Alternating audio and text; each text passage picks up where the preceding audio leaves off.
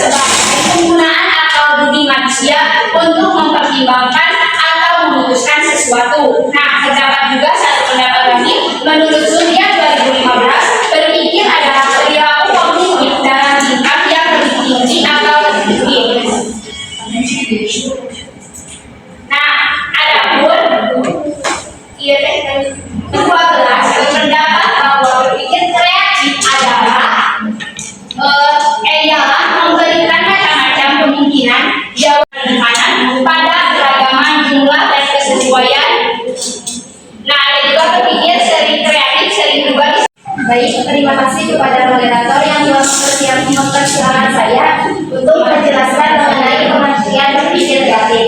Nah, pengertian berpikir kreatif menurut Surya 2015 yaitu proses berpikir untuk memperbanyak kemungkinan, menentukan pertimbangan, memberikan kemungkinan baru yang tidak biasa, dan juga memanfaatkan daya imajinasi dan intuitif. Nah, menciptakan dan memilih pilihan serta memiliki berbagai metode dan menggunakan perspektif atau solusi yang berbeda terhadap suatu hal.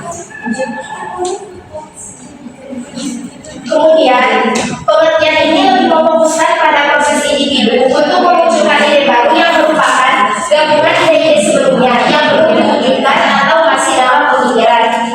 Nah, pengertian berpikir kreatif ini ditandai adanya ide baru yang dimunculkan sebagai hasil dari proses berpikir tersebut. Saya kembali kepada moderator.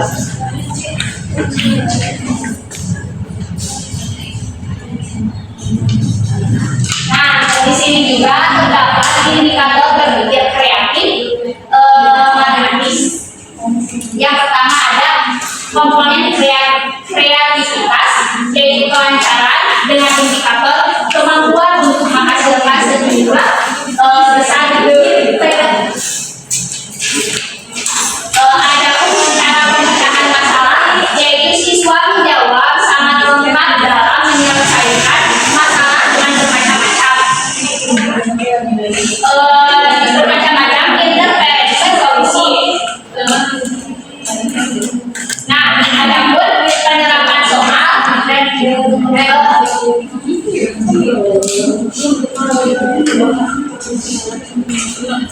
metode lain yang berbeda. Di sini ada diberikan contoh soal. Sebuah perusahaan air minum mencatat bahwa pada bulan kedua mereka menjual 6.400 botol minuman dan pada bulan ke-12 penjualannya meningkat menjadi 10.400 botol. Peningkatan penjualan tiap bulan mengikuti pola barisan aritmetika, berarti sama seperti indikator yang kedua. Nah, di sini suruhannya atau ilustrasinya, bayangkan kamu adalah analisis pemasaran kreatif di perusahaan tersebut. Nah, dengan data yang tersedia, buatlah skenario atau latar cerita yaitu bersama sebuah pabrik yang memproduksi 120 pasang sepatu pada bulan pertama.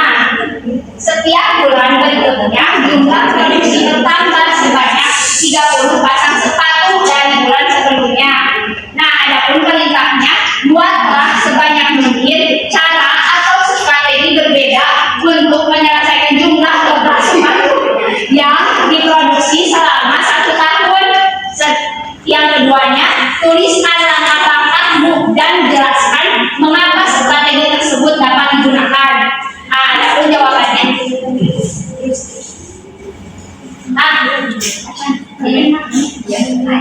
Nah, ini dia. Strategi pertama menggunakan deret aritmatika atau langsung langkah pertama, yaitu identifikasi sudut pertama. Sama dengan yang tadi kan sudah suplemennya 120. Yang kedua, selisih antara suku atau kita misalkan Z 30 serta jumlah suku atau N. Menyusun deret dan menjumlahkan secara manual. Nah, adapun langkah-langkahnya, tuliskan yang pertama, tulis produksi tiap 1 bulan, yaitu 120. Kan ngajrong 20-nya jadi 120, 150, 180, 210 sampai 12 suku. Ada 12 suku nah. Terus nah, dijumlahkan kan hasilnya sama kan jadi ada strategi Ayeuna langkah strategi kaki teh visualisasi dengan tabel. Langkah-langkah teh 1. Buat tabel dengan kolom bulan keberapa produksi bulan itu dan sisihkan datanya. Nah, iya tabelnya bulan hiji, kedua, ketiga, keempat, kelima, sampai 12. Terus iya produksinya 120, 150. Nah, iya dituliskan kana iya. Terus dijumlahkan seluruh pola produksinya tadi lamun aya jumlah teh di dia teh jumlah tadi sahakan iya lamun ieu dijumlahkeun tah ieu na teh bari 3.420 deui. Ayeuna aya apa? Ini langkah kaopat guys, kelimanya kaopat yaitu rata-rata dikali jumlah bulan. Langkah-langkah teh 1. Produksi bulan pertama teh 120, bulan terakhir teh 450. Nah, rata-rata dikali jumlah bulan berarti ya teh 100 bulan pertama sampai bulan terakhir teh dijumlahkeun terus dibagi 2 menghasilkan 285. Total produksi nanti kan dikali 12 kan sukunya ge suku kan 12 teh 12 suku. Kalau udah misalkan dikali 12 sama dengan 3.420. Jadi dari keempat cara tersebut teh sama menghasilkan hasil yang sama yaitu 3.420 pasang sepatu. Seperti itu. Untuk indikator yang kedua akan dibahas oleh rekan saya yaitu di depannya saya silakan.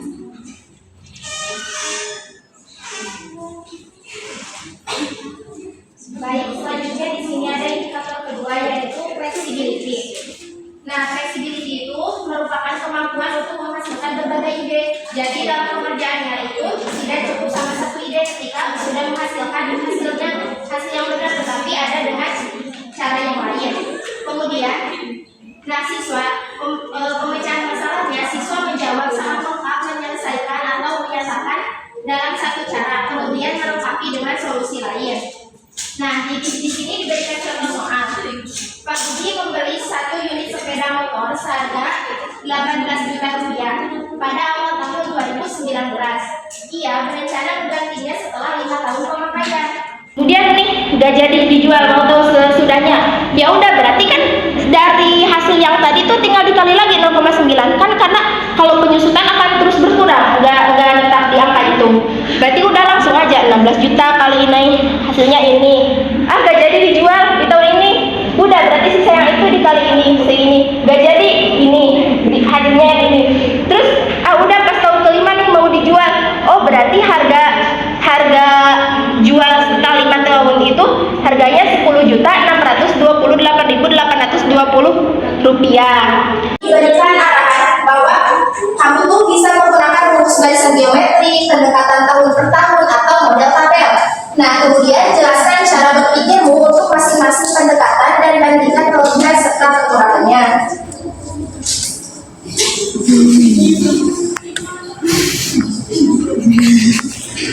Nah, di sini kan yang data diketahui itu tadi kan harga awalnya itu 18 juta.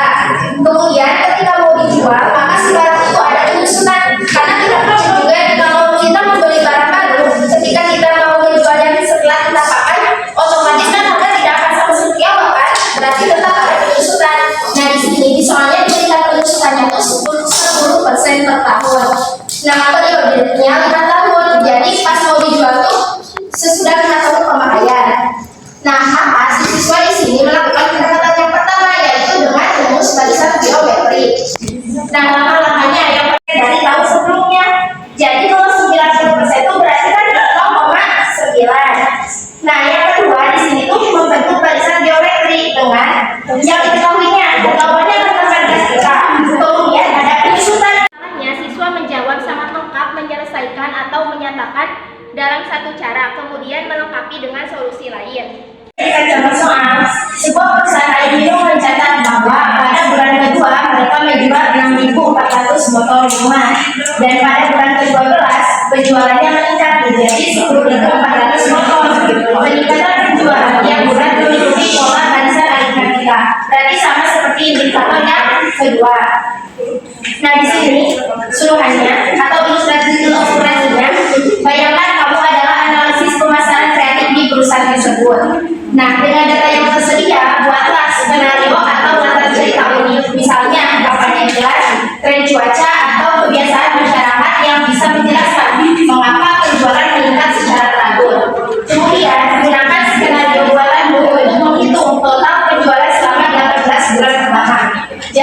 soalnya itu yang pertama ketahui dulu, jadi setiap peningkatan perbulannya itu terjual berapa botol. Kemudian yang keduanya totalkan semua penjualan selama 18 bulan pertama. Lanjut.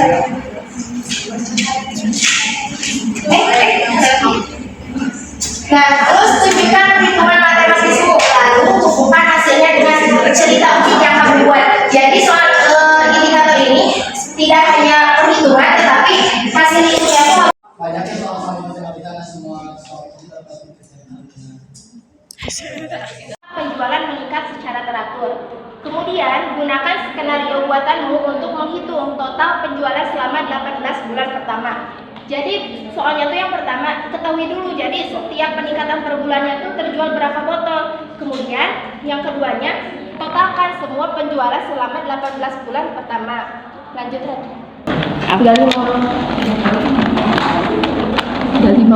Bagi rekan-rekan yang ingin bertanya, dipersilakan untuk mengangkat tangan.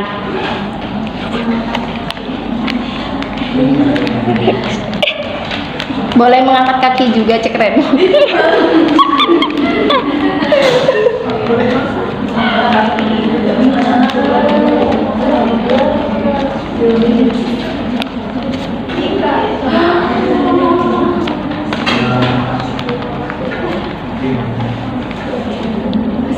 Kita bertanya. Semuanya kok mau bertanya tutup. Untuk air bertanya tutup. yang gampang-gampang aja ya. di soal itu setiap soal matematika itu sifatnya itu dapat dikerjakan dengan cara yang baik. Jadi gimana ya, kan banyaknya soal matematika nah semua soal itu dapat dikerjakan dengan